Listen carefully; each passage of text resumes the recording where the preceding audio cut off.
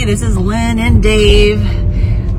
We're on our way. We just left our house and I am on my way to the University of Washington Neurodiagnostic Lab to have my tilt table test. Yeah, so I am a little nervous because I heard they will let you pass out. Hopefully I won't, but you know, it's part of the test, looking to find out why I feel like I'm gonna pass out when I stand in one place. Now, I just wanna be clear that this is not a problem that has started after I've been on the carnivore diet. This is pre-existing. So this has nothing to do with the carnivore diet. This is part of my mast cell activation syndrome. Autonomic dysfunction is really common with mast cell activation syndrome. It can also be triggered by mycotoxins, and I have mentioned before that I have had a positive mycotoxin test, and I am going to be following up and getting some more aggressive detox going for that. So I don't know for sure if it's the mold or mycotoxins versus whether it's mast cell activation syndrome, both. And but I guess we're gonna find out today, and hopefully I'll get an answer. The test is gonna be 2 to 3 hours, or at least I'd be there for 2 to 3 hours from what I'm told, and they basically lay me on a table, strap me in, and then put me in kind of a standing position, and then just wait to see what happens. They got me hooked up to an EKG and blood pressure and O2 sats, heart rate, all that, and I don't know what all else. I think they're probably going to have an IV running, and and then they're going to kind of watch and see what my body does. And if it does what it usually does, I'll feel all the blood rush from my head and feel like I'm going to pass out. So when you're done with the day, you can consider this sort of like a pre-astronaut training. You know how they put you Pre-astronaut training? They put you in a gimbal and they spin you around and they get you used to orbit around. Yeah, no, low orbit. That does not appeal to me at all.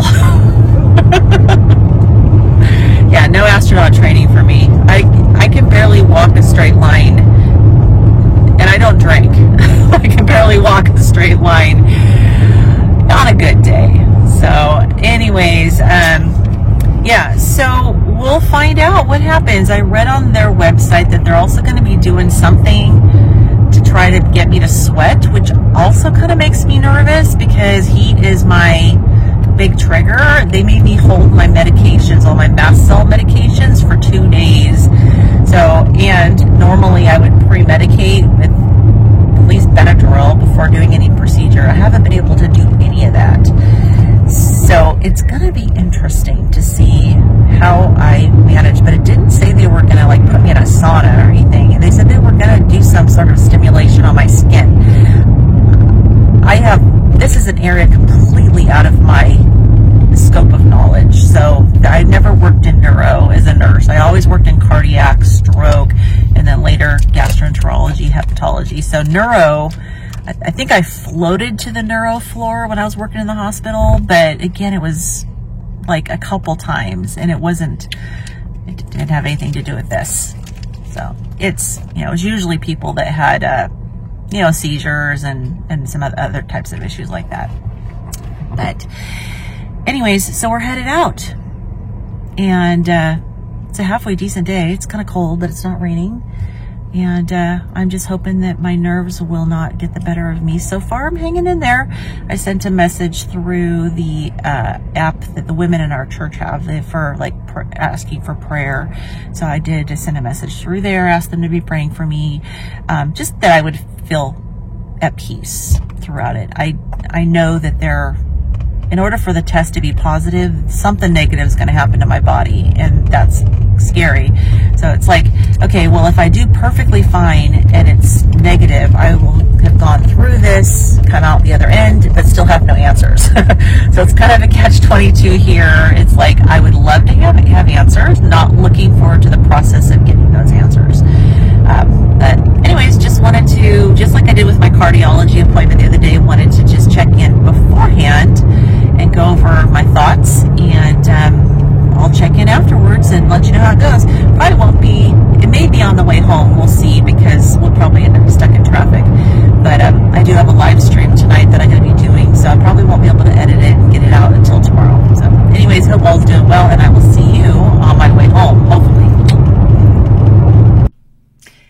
okay, I am home from my tilt table test.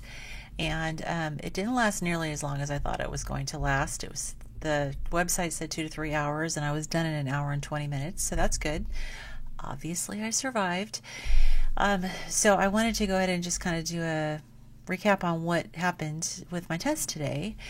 And I want to talk about this, and just for, not just for people who normally would watch my channel, but for people who are just looking for information on what happens during a tilt table test.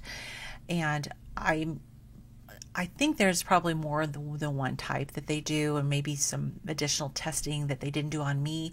So this is something that's just regarding orthostatic intolerance. And that's what they were looking for, was orthostatic intolerance. And again, this is also my experience with the University of Washington in Washington State Neurodiagnostic Lab. So I can't speak for any place else, but you know, I think one of the big things that I know is that what I read online and what actually happened was different. It was actually better than what I read. But for those of you who are here and not normally, you know, viewers of my channel, I do have mast cell activation syndrome. Very common with mast cell activation syndrome is autonomic dysfunction. And I have been experiencing for quite a while issues with feeling like I'm going to pass out if I stand in one place for too long. So, for example, standing just chatting with somebody. And it's not always the same length of time before I have my symptoms. So it's kind of odd. I'm not really sure like what exactly it is that contributes to, me feeling that way within a minute versus feeling that way within 10 minutes, etc. So that's why I'm having the test. But I was definitely very nervous about the test, and just because of some of the things that I had read, and it was not comfortable for me. But I think that varies from individual to individual. But they did a series of 4 tests, and the guy was really nice, and I didn't need an IV. I thought I was going to need to have an IV, but I guess this particular series of tests that they do with me did not require them to give me any IV medication. And so you may hear my daughter, she's cleaning her shower downstairs, so hopefully you don't hear that. But anyways, so he did 4 tests, and I basically just had to lay on the table. In the tilt table, it literally is just a padded table, and it has a footrest, a foot plate at the bottom. And then he had my left arm out on a extender for the table, which I believe was on a swivel because it did stay in position when I was tilted up. And then he had a blood pressure cuff on my left arm, another blood pressure cuff on my right arm. I had to take off my ring because he had another thing that fit over these 2 fingers that was going to be continuously monitoring my blood pressure. He had to calibrate it with the cuffs, and so he did run several blood pressure checks at the beginning. He did, and I think seemed like it was maybe a 5-lead EKG. I wasn't paying that close of attention, but he did an EKG because there was going to be continuous monitoring during the all the tests. So I had that, and then there was also a respiratory, breathing monitor that was strapped around my midsection, and that was going to monitor my breathing the whole time. So that was the setup, and had to take off my smartwatch, had to take off my medical alert bracelet, had to take off my shoes and socks. And so the first 2 tests were breathing tests. And so I had to lay there, and he pulled this little monitor over where I can see it from laying down. And I had to follow this lighted arrow up and down. Up meant inhale, and then down was exhale. And so I had to follow that. And it was probably 5-6 times, and then I get to rest for a minute, and then we repeated that 3 times. And that was fairly easy. It was just kind of a deep breathing and, you know, monitoring my vitals and everything while I was doing that. That was the easiest part. The second part was trying to stimulate a Valsalva maneuver, which was, I'm assuming, supposed to trigger a vasovagal response. Hopefully not trigger a vasovagal response. But so he had me breathe through this apparatus, still looking at this monitor, and I had to it was kind of like using an incentive spirometer where you have to try to get the little ball up to a certain point and hold it there. So I had to try to, but this was all done electronically. So I had to breathe through this apparatus, and it was a little challenging. And I had to get the electronic little dot ball up to a certain level to 40, I think 40, pressure of 40, and then hold it there for 15 seconds. And the timer didn't start until I kind of got up to that point. So we did that 3 times. I got to rest for a minute in between each time. But the third time, he tilted me up 30 degrees. And of course, each thing I did, he was asking me, do you have any symptoms? How do you feel? Do you have any, so I was explaining how I felt along the way. Now, during the initial breathing test where you just breathe in and out, I felt fine. But during the second breathing test with all that pressure to hold the breath out there, I started to feel tingling in my face. I started to feel my heart rate go up, especially when I was up 30 degrees. But I made it through. He said some people don't. Some people can't do it. So that was kind of a challenging test. The third test was the actual tilt table test. And so with that test, I was raised up to, I believe it was about 80 degrees. So it wasn't exactly equivalent to standing, because standing you're at 90 degrees. And so I had a little bit of support kind of to lean back on from the table that was behind me that I was laying on. And I found it a little bit easier than standing. So I was kind of grateful for that. And so every other minute, he took a blood pressure check on my right arm only, and then was asking me just how I felt, body symptoms. And so it was really interesting, and that was done for 15 minutes. So I had read that it could take like up to an hour, but that was not the case. And I asked him ahead of time, what happens if I pass out? And he said that, our goal is for you not to pass out. And if you feel like you're going to pass out, or if I see anything changing that indicates you're about to pass out, as long as I can get a reading in time, I'll tilt you back. So I was very comforted by that. And so that was really reassuring to me and made me feel a lot more secure as we're going through this test. And so as the time went on, I started to feel hot. And that's kind of one of the weirder sensations that I wasn't really expecting that to happen, because I probably experience that all the time as an early sign of something that's about to happen, but I haven't really paid that close of attention to it. And because of the test, I had to really pay attention to my body symptoms. So a couple minutes into it, I started to feel this heat, kind of like a flushed feeling, but it was kind of a generalized head to toe warmth. And then a couple minutes later, the heat traveled upward. So my legs started to get cool, but the heat was getting warmer from like the belly up, kind of like you're feeling flushed. It wasn't quite like a hot flash, I assume. I haven't had hot flashes yet, but it was like heading in that direction. And then like a minute or so later, I started to get some mild nausea. And a little bit down further, in the test, I felt like I was getting a little bit of blurred vision, but it wasn't anything severe. And the nausea wasn't severe either, but it was there, it was present. And it was just a general uncomfortable feeling of something maybe going to happen if I stay in this position for long enough. But I'm very happy that it didn't. The test lasted for 15 minutes. And what he said is that because of the way he had me hooked up and how it was continuously monitoring my vitals, it would pick up on subtle cues and subtle changes that are probably happening within my body prior to me getting that feeling like all the blood is draining from my head. So we didn't have to push it to the point where that happened. So I was really happy about that. And I don't know what it showed. I'm going to find out. The doctor has to actually look at the results and tell me if it shows any sort of autonomic dysfunction. But then the fourth test was a test to try to generate actual sweat.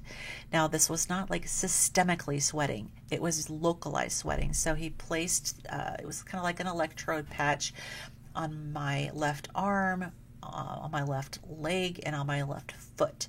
And each one was strapped in, like kind of secure tight. And then each one was hooked up to a hose that fed into this box that was collecting sweat. Interesting.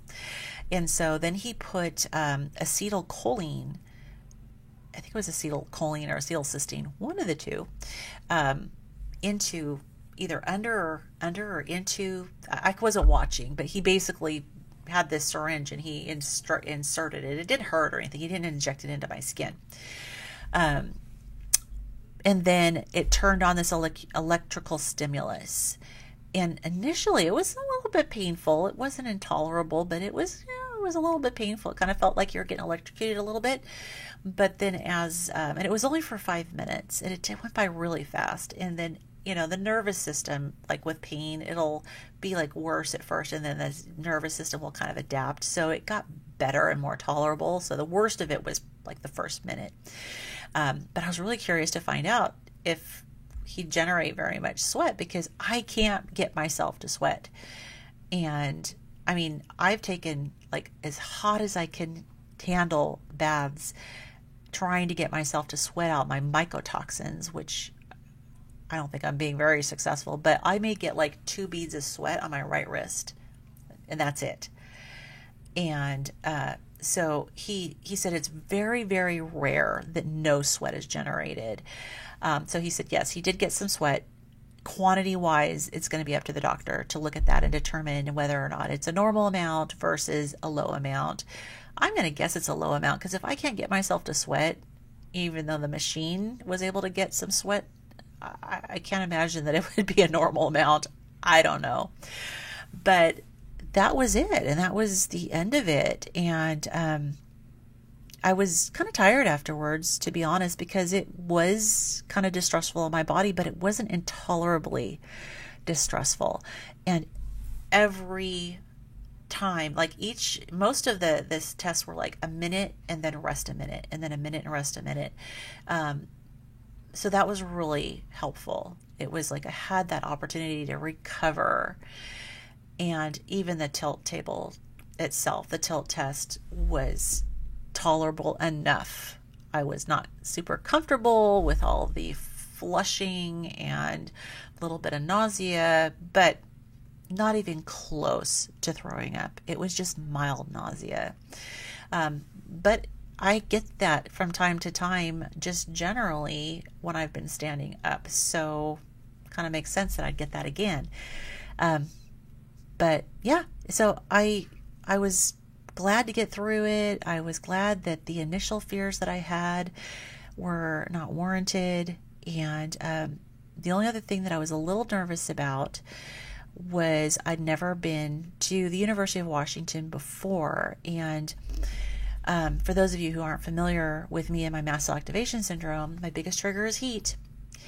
And it was a real struggle getting access to healthcare all through the pandemic, because the heat from my breath wearing a mask will trigger a mast cell reaction, and I will have throat swelling, nausea, dizziness. It's a low-grade anaphylactic response.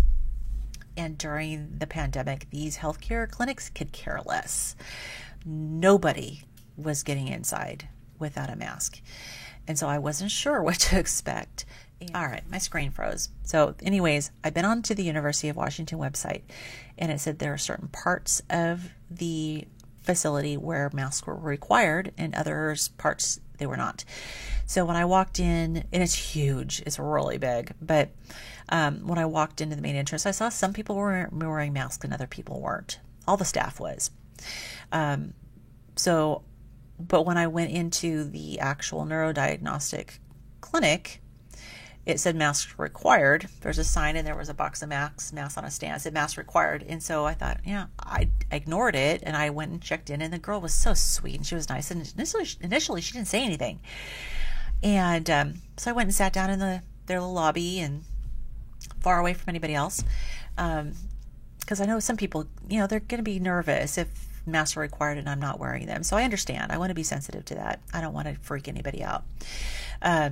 But then, so I thought, oh, I guess they're not really enforcing it. But then a few minutes later, she came up and said, oh, I forgot to tell you masks are required. And she had a mask. And I told her, I said, I'm actually one of those people that legitimately can't wear one. And I explained to her what happens from the heat from my breath with a mask. And she was super sweet. And she said, oh, I understand. And she said, would you be willing to go and sit in the outside of the department, which was like 20 feet away. There's a bunch of like comfy chairs right in front of the elevator, which was right there. And she said, we'll just come get you when we're ready. And I said, absolutely, no problem.